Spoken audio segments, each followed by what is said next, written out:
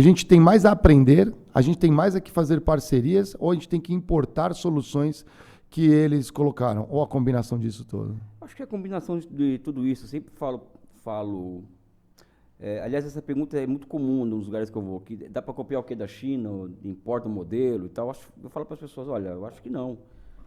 Primeiro porque o Brasil foi o país que mais cresceu no mundo entre 1930 e 1980. Então, para quem não sabe, muito do que a China fez a partir de 78, eles copiaram do Brasil, inclusive. O Estado Nacional Desenvolvimentista Brasileiro é uma inspiração para os chineses. Pouca gente sabe disso, né? É que a gente é educado aqui no Brasil a achar que isso aqui é uma escolhevação, não temos história, e nossa história é muito ruim, não temos, somos dignos de ter um país, porque nós temos, enfim.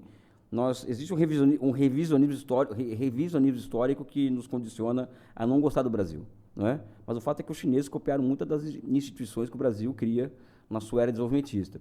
O que eu tenho dito sempre é que o que nós temos que aprender com os chineses é como que eles conseguem formar.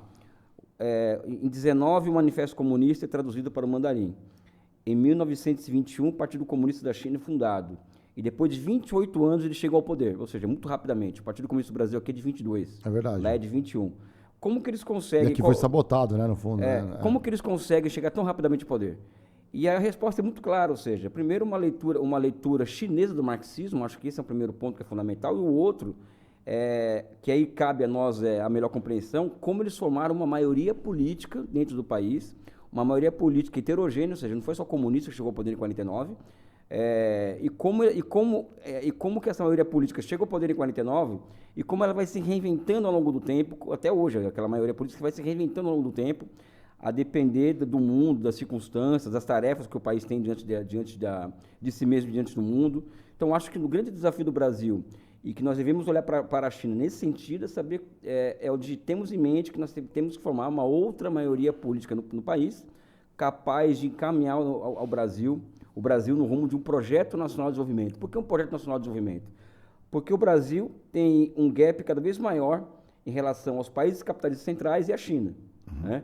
E o que caracteriza esses países, como a China, por exemplo, é o quê? Uma coesão social muito grande, uma coesão nacional muito grande e uma clareza muito grande de onde que o país quer chegar daqui 5, 10, 15, 20, 25 anos. Os chineses têm uma clareza muito grande disso. Aliás, está ocorrendo nesse momento as chamadas 2 sessões do Legislativo chinês, onde está sendo aprovado o 15º Plano Quinquenal. E que, para vocês terem uma ideia, a China terá, nos próximos 5 anos, 4 trilhões de dólares de orçamento público, ou seja, para realizar... Ou seja, eles sabem onde eles querem chegar, nós não sabemos. Então, esse é o X da questão. E, para isso, eu tenho dito que nós precisamos encontrar um consenso nacional em torno de grandes metas, de grandes perspectivas. Então, seremos uma potência tecnológica com o tempo. O Brasil terá um sistema financeiro funcional. A produção de bens, mercadorias e serviços, quando? A nossa taxa de juros ela vai convergir para patamares internacionais, quando? Ou seja, nós temos que buscar resposta para essas perguntas, caso contrário, não temos muito que aprender com a China. Não teremos muito que aprender da China, porque eles têm um projeto nacional e nós não temos. Nós temos que buscar um aqui. Né? Acho que nesse ponto eu me aproximo bastante do professor, nessa linha mais desenvolvimentista. Pode me chamar de Elias, tá? Não tem problema. Não, eu sei, mas aqui a gente respeita professores, tá? Até porque eu sou professor também, sei como é complexo. Mas acho que assim, também tem o professor falando assim, tem a ver com a questão da economia planificada, desse planejamento todo de Estado, e até por conta, justamente, de como é organizado o governo para criar esse planejamento em cima das necessidades da população, erradicaram a pobreza, né, de uma forma, assim, numa velocidade muito grande, até já visto o tamanho populacional. Tem uma questão ainda que eu faço eu não tenho essa leitura, não tenho muito bem, que é a questão das regiões da China e das suas características populacionais e de como atender a todos. Porque, assim, uma coisa é fato, você tirar toda ou grande parte da população da miséria foi um passo, mas como você ter a coesão, eu olho, por exemplo, o Brasil, a gente ainda vê rivalidade, xenofobia interna dentro do país. Não que não haja na China, com certeza deve haver. mas você tem pelo menos uma coesão no sentido de abraçar esse desenvolvimento e executá-lo. Aqui a cada 4 anos, e talvez pelo nosso modelo de governança, de governo, a gente tem essa alternância de poderes. Quando alternam, né, nas casas principais, Senado e Câmara, não tem alternância, né? A plena maioria é sempre de direita. Mas como que isso pode impedir esse desenvolvimento de país? Essa característica do Partido Chinês, de como a democracia se estabelece na China a partir das pequenas comunidades, elegendo seus representantes e subindo isso, seria uma das características, ou a gente tem como desenhar esse planejamento a partir das nossas próprias características como são hoje? Eu acho muito difícil, porque a Revolução Francesa ela é de 1789, se eu não me engano, posso estar enganado. E as instituições que transformam e dão concretude ao arcabouço legal da democracia liberal, ela demora mais de 100 anos para se consolidarem, né? Então, tentativa, erro, até se consolidar um formato de democracia liberal que é a que tem por aí, né? E a democracia ao estilo chinês, ou que eu chamo de democracia não liberal, ou democracia socialista, ou seja, é uma democracia não liberal e é uma coisa deles. É algo em construção, né? Então a China tem, por exemplo,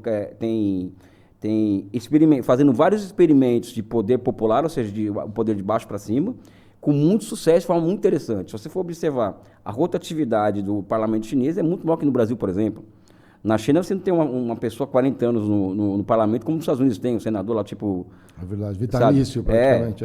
Praticamente vitalício. É um sistema de representação popular muito particular, né? Em que, por exemplo, agora chegou mais de 3 mil emendas da base, da aldeia e dos bairros para a Assembleia Popular Nacional para discutir a inclusão delas ou não no 15º Plano Quinquenal. Isso é um exercício que é muito interessante. Então, acho que aquilo ali é algo chinês. O caso brasileiro, eu volto a falar aqui, falta, sob o meu ponto de vista, forças políticas, né, com capacidade e sofisticação estratégica, né, para pensar o país no longo prazo. E quando eu falo faltam forças políticas, eu falo inclusive que falta uma esquerda com essa capacidade. Eu sou de esquerda, eu sou pré-candidato a deputado federal, eu vou apoiar Lula para presidente, mas eu tenho clareza absoluta de que nós não temos no Brasil uma inteligência política reunida e altamente sofisticada do ponto de vista intelectual para pensar o país nesses termos que eu estou falando. Até porque a nossa esquerda no Brasil, em grande medida, ela é um corte-cola do Partido Democrata Norte-Americano, por exemplo. A esquerda brasileira, de uma forma geral, ela é muito apegada ainda ao que acontece na Europa e nos Estados Unidos e pouco olha para a China, né? Pouco olha para o que ocorre hoje na África. Na África existem projetos nacionais sendo gestados lá, como em Burkina Faso, em Mali, Níger, por exemplo, que são muito interessantes de observar o que está acontecendo. Então, acredito que, primeiro, aqui, em relação a isso, tínhamos que ter uma esquerda com essa capacidade, e para ter essa capacidade, essa esquerda tem que ser, antes de mais nada, brasileira. E quando eu falo brasileira, não é no nome. Eu falo brasileira enquanto valor, ou seja, uma esquerda nacional, uma esquerda nacionalista, uma esquerda desenvolvimentista, e que tenha clareza de que uma esquerda que não seja nacionalista, que não seja desenvolvimentista, é algo muito estranho para países da periferia do capitalismo. Porque a esquerda na periferia capitalista tem um caráter nacionalista muito forte, um caráter anti-imperialista muito forte, um caráter anticolonial muito forte. E no Brasil faltam... Já sofreram tanta pressão. Exatamente. Ali porque... E no Brasil faltam forças políticas com essa capacidade de compreensão da centralidade do que eu chamo da questão nacional, né? Isso é interessante. Eu vou abrir um parênteses aqui no meio, só para voltar depois disso, né, das características. Um pouco também tem a ver de como a esquerda mais radical, ela também foi... ela teve um caminho diferente do que nos Estados Unidos e em outros países. Estados Unidos eu não falo nem que tem esquerda lá. Lá é direita e menos direita, talvez. Né? Não tem esses moldes como a gente já viu em outros países, como na própria China, União Soviética, como foi constituído. No Brasil, essa esquerda mais vinculada, ela surgiu talvez com os requintes do radicalismo a partir, sim, do que o PT já foi, principalmente na década de 80, mas que outros partidos, o próprio partido, o PCdoB, o PCB também, né, originalmente ali também, não conseguiram levantar, apesar de que alguns ainda conseguiram colocar a gente no Congresso, mas é a minoria.